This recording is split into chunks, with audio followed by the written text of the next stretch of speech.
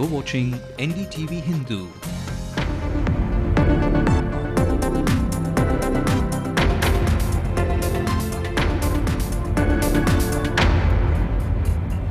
You're watching the late night news on NETV Hindu. I'm Ramanathan. The top stories tonight.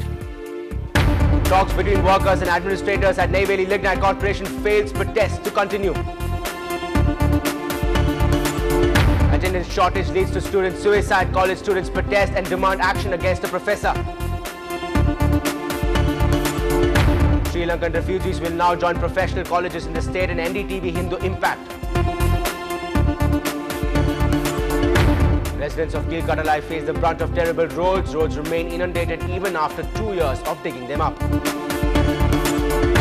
A matter of few paise might cost vendors heavy. Service providers to pay compensation if they fail to tender exact change. Sharad Pawar takes over the reins of ICC amidst the BCCI contradicting him over the Howard controversy.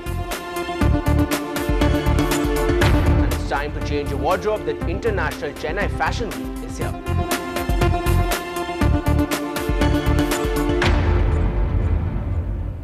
Well, a top story tonight, the talks between the NLC management and the striking employees has failed. The indefinite strike by the 16,000 workers at the Neyveli Lignite Corporation will continue, and sources are telling us it will go on for at least the next 2 days, and the strike will now intensify. The NLC management had earlier told the state government that there is a possibility of power disruption if the strike continues, and the possibility of a power cut is now more. The workers have been on strike since Thursday, demanding a wage revision and payment of the arrears. Two recognized trade unions affiliated to the DMK and PMK have started the indefinite strike.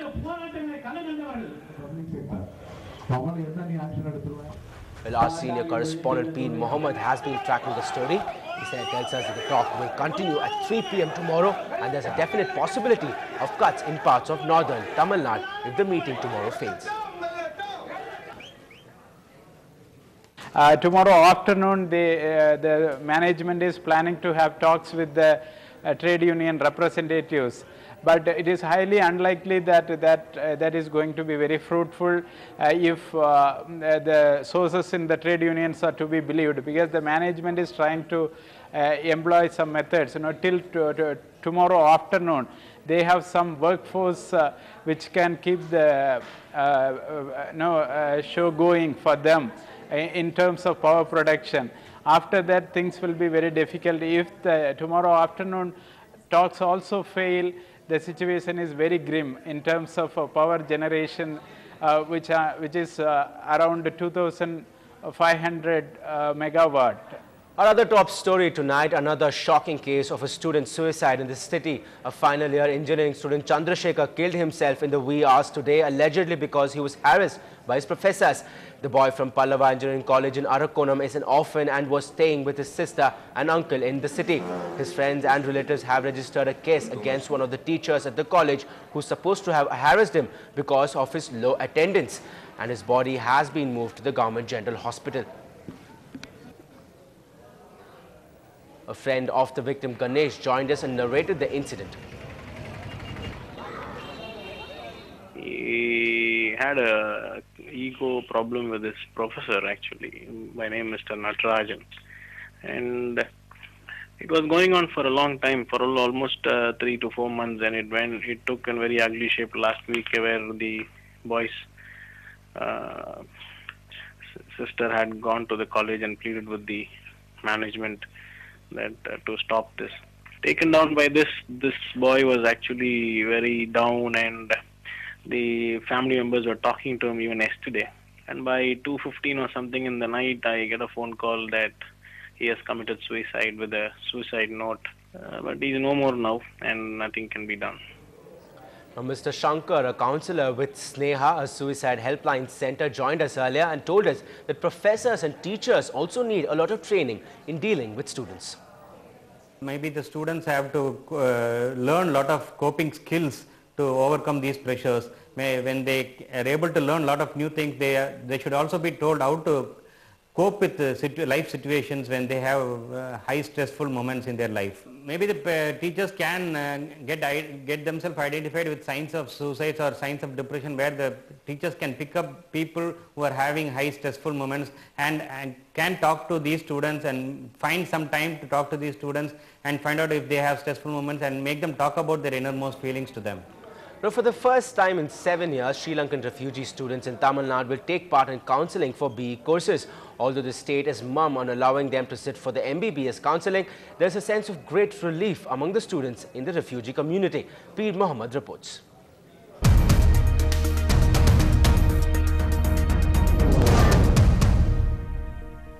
In 2004, the sister of this Sri Lankan man, Saubhagini's bid to join a BE course was turned down because she was a non-Indian.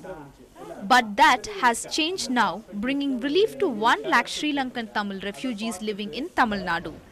Now Saubhagini's brother Pahir, who scored 190.75 marks, is set to attend counselling for a BE course.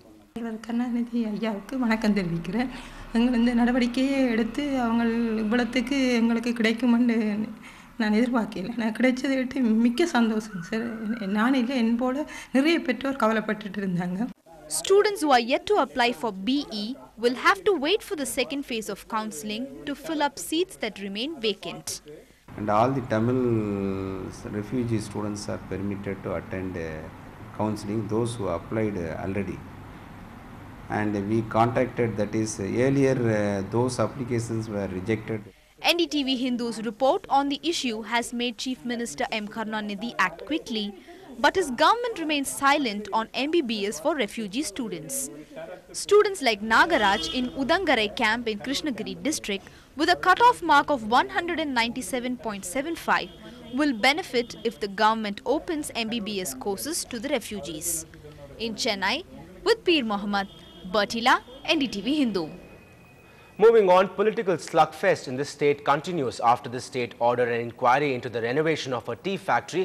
The AIADMK General Secretary Jayalalitha today dropped a bombshell by calling Chief Minister M. Karunanidhi a war criminal, as he had given out false information on the Sri Lankan war. On April 27, 2009, the Tamil Nadu Chief Minister had said that the war had ended in Sri Lanka, which was allegedly untrue. This had exposed the Tamil civilians to aerial attacks by the Sri Lankan Air Force. She welcomed the United Nations move of appointing a 3-member panel to inquire into the war crimes during the last phase of the ethnic war. Only recently, UN Chief Ban Ki-moon had given hope that all was not lost for the Tamil race and people. Jayalalitha condemned the Sri Lankan regime for denying visa to the UN probe team. She also said that if the UN panel visits Sri Lanka, a delegation of AIADMK MPs would meet the team and hand over a petition to indict Karunanidhi, as he is a party to the war crimes committed on Sri Lankan Tamils. Have you been having this desire to cycle on a hilly, rocky terrain? No, you don't need to take the pain to plan a trip to the Himalayas. Just ride to Kirkatalai, a residential colony on the outskirts of Chennai, to find the shocking state of roads. Lokpriya took this roller coaster ride to bring us this report.